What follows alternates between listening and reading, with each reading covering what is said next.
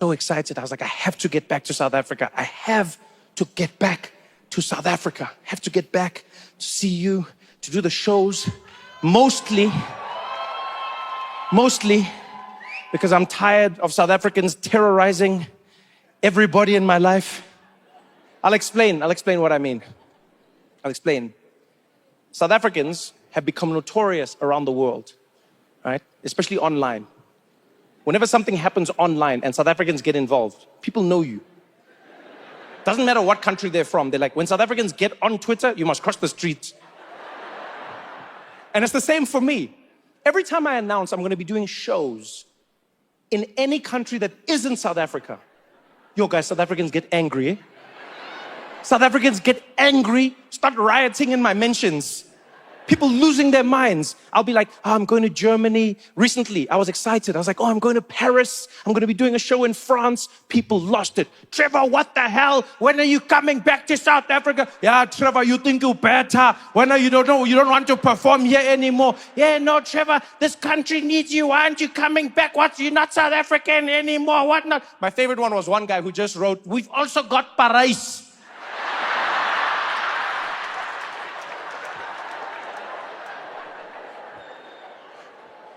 You know, guys, it's gotten so intense that even my team in LA is afraid of South Africans. My team in Los Angeles is terrified of you, terrified. Yeah, we'll announce that we're doing a tour, right? And the first time this happened, it was mind-blowing. One of my team members came up to me and he's like, yo, Trevor, dude, this is really exciting, man. We're launching the European dates. Everything's going live and we're gonna be kicking that off tomorrow. And I was like, oh, that's cool. So when do we go live? He's like, well, we're just waiting for South Africans to go to sleep. I was like, what? He's like, yeah, we just gotta wait for them to go to sleep. We've realized if we don't wait, then they come in, they're really angry that you're not coming home. So we wait for them, and then when the last one's asleep, then we load it online. I'm like, what are they saying? He's like, well, they say a lot of things. Some people say you think you're better than them, and some people say you've forgotten your roots, and look, to be honest, most of them just write this one word, pose.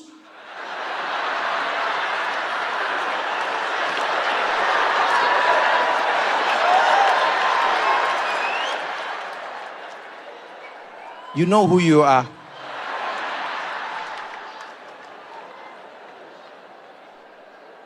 Now I'm busy there trying to explain.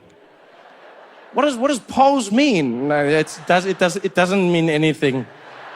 Hey, it just means like crazy, you know? Like, yeah, what a crazy story. Pose. So I had to come back just to stop South Africans from terrorizing me online. You know? Yeah, you guys know who you are. I've learned, keep your friends close and South Africans closer.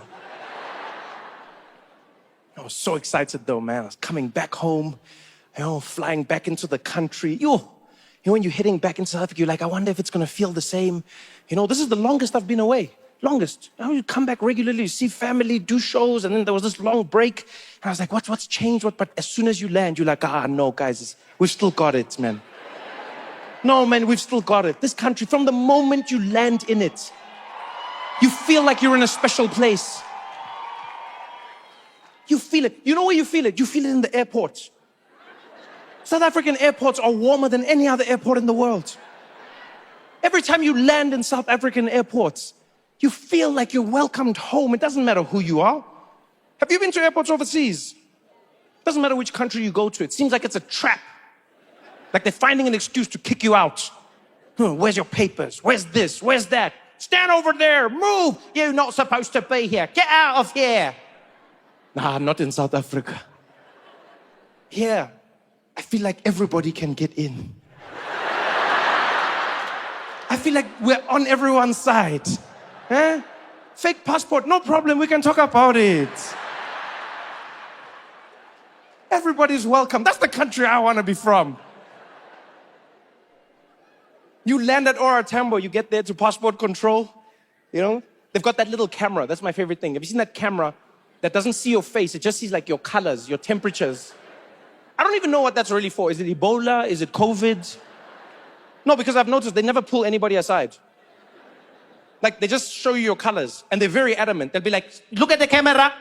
Excuse me, look at the camera. Then you look there, and then you see like orange, red, all these different colors. And then they'll be like, look at the camera. Then you look, then they're like, you, purple. Okay, you can go. You're like, I can? You're like, but I'm purple. What does that mean?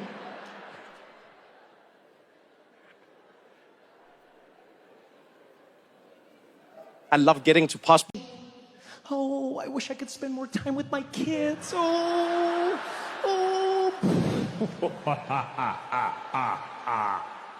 Your wish is granted. Yeah. A lot of parents realize the only reason you like your kids is because you only know them part-time.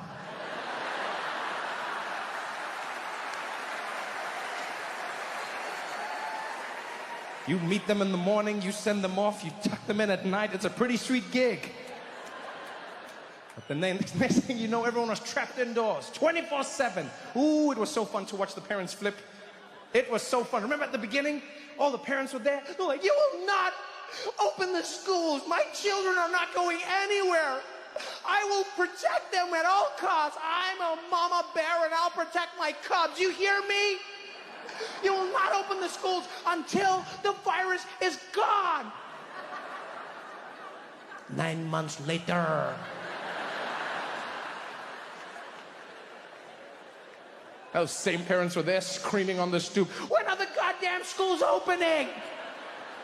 You can't expect me to spend all day with these kids. Who am I, their mom? They should be in school. The kids were there like, but mommy, there's a new variant out there. Listen, Timmy, listen, at some point you're gonna have to see what you're made of, okay? Either your lungs are gonna make it or they ain't. All right, buddy? Now get on out there and see what you're made of, all right? If Simba could do it, so could you. Hakuna Matata. Go on, buddy. Go on.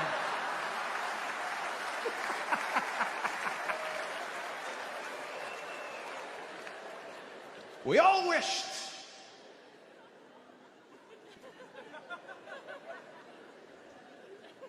How many couples out there were wishing? Rubbing away at that lamp, looking into each other's eyes.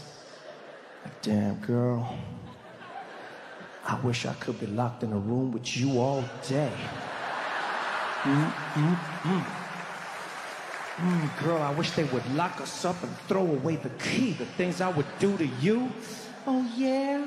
What would you do to me? Girl, I wish they would tell us we could only see each other all day. All day. Your wish is granted. A lot of couples learned a lot during the pandemic. A lot of couples learned a lot during the pandemic. A lot of people realized that love may be unconditional, but like has a time limit.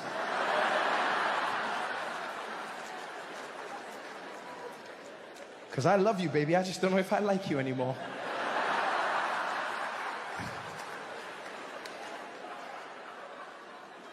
It all started as so much fun, remember? Oh, in the beginning, it was like a sleepover. Oh my God, this is so much fun.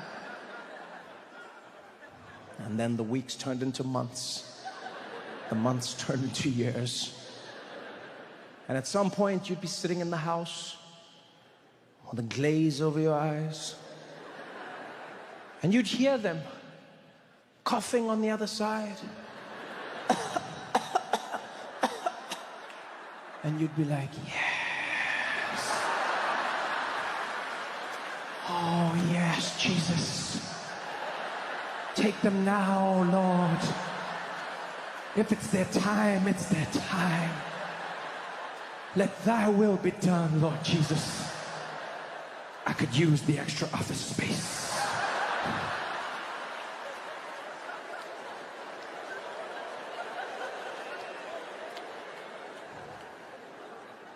You know, one of the things that saddens me the most about the world we live in is that we oftentimes don't have the luxury to process the whys. We know that things happen. we feel the things happening to us. I would have given anything to see that. One of the biggest side effects of President Donald Trump, still not used to saying that. Last night, he flew 8,000 miles for his first state visit to India. Now, Trump's in India partly to negotiate a trade deal and partly to get his copy of the Kama Sutra signed. Yeah, Trump and Melania use that book all the time. Her favorite position is the one where she's on top and he's not in the room. Now, you might be wondering, how would a country full of brown people react to a visit from Donald Trump?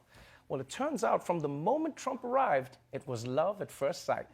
President Trump just arrived this morning for a two-day visit. The president received what's being called a king's welcome, orchestrated by the Indian Prime Minister. The president headed a massive rally packed with more than 100,000 people. A Make America Great Again rally, India style. They even blasted Macho Man before the president took the stage. And when he did, a show of affection for India's Prime Minister. Namaste, Trump! The president is overwhelmingly popular here in India, where his pro-business, tough-on-terror image is widely admired. I happen to like Prime Minister Modi a lot. He says between the stadium and the airport, we'll have about 7 million people, so it's going to be very exciting. 7 million people came out to see Trump go from the airport to the stadium? That's impressive. Although, to be fair, it's also India. There's 7 million people between any two locations. Yeah, I mean, the line at Indian Starbucks is 7 million people. There are Indian brides right now who are like, no, daddy, I just want a small wedding, no more than 7 million people. It's like, okay, Anushka, first cousins only. But it is true that Donald Trump is very popular in India. Right? Some like him because of his anti-Muslim rhetoric. Some like him because of his business savvy. And all of them like him because his skin looks like tikka masala. And since India is so fond of President Donald Jaipal Trump, they pulled out all the stops for his visits. At India's famous Taj Mahal, workers paint, spruce and polish. Roads are renovated. And nearby, the Yamuna River rises as millions of litres of water are released to cover its foul, polluted smell. Preparations included a hastily built wall that critics say was meant to block the view of a slum, keeping thousands of poor people out of sight. Yeah, India is trying so hard to impress Trump that they're building new roads, cleaning up dams, and even building a wall to hide their slums. And you know Trump's got to love that. He's just like, you see, they built a wall, and I haven't seen a single Mexican. It works, folks. Now, India cleaning its rivers and streets for Trump might seem extreme, but if you think about it, this is basically what guys do whenever a girl says she's coming over, right? Yeah, you make the bed, pick up your clothes, hide all your junk in the closet, then she calls and says she can't make it, and you're like, damn it, so I flushed the toilet for nothing? So clearly, India is trying to give Trump a memorable experience. There was, however, one tiny culture clash that Trump had to deal with. Donald Trump is in India this morning, but he could be forced to go without his favourite meals of burgers and steaks. India's Prime Minister, Narendra Modi, a devout vegetarian, plans not to serve any meat to the president during his visit. One person who's familiar with President Trump's eating habits has told the media they're worried about how he'll cope with the lack of meat, saying, "I have never seen him eat a vegetable." I honestly don't know what's stranger. The fact that Trump might eat vegetables, or that people are actually worried about how it will go. Because you realize the news wasn't even snarky about it. They weren't like, haha, the president has to eat vegetables. They were like, yo, if Donald Trump eats broccoli, he could die. So this is going to be hard on Trump. And you know what I was thinking is what's worse for him is that cows are so sacred in India that they're allowed to just wander around in the city. So can you imagine how hard that's going to be for him? He hasn't eaten beef for 2 days, and then he's just going to start seeing cows in the streets, and he's going to be like, oh my God, I'm hallucinating. All the cows I've eaten have come back to haunt me. I'm sorry, cows. I'm so sorry. So sorry. But I will say I'm impressed because despite the beef issue, Trump is making the best of his India trip. In fact, he even made an effort to show the Indian people how much he respects them by trying to speak their language. And it went about as well as you would think. India welcomes us at the world's largest cricket stadium right here in Ahmedabad. Namaste, Chiwala, Gujarat, Sardar Patel, Ashram, Sachin Tendulkar, Gujarat, Goa, Diwali. As the great religious teacher Swami Vivekanand once said.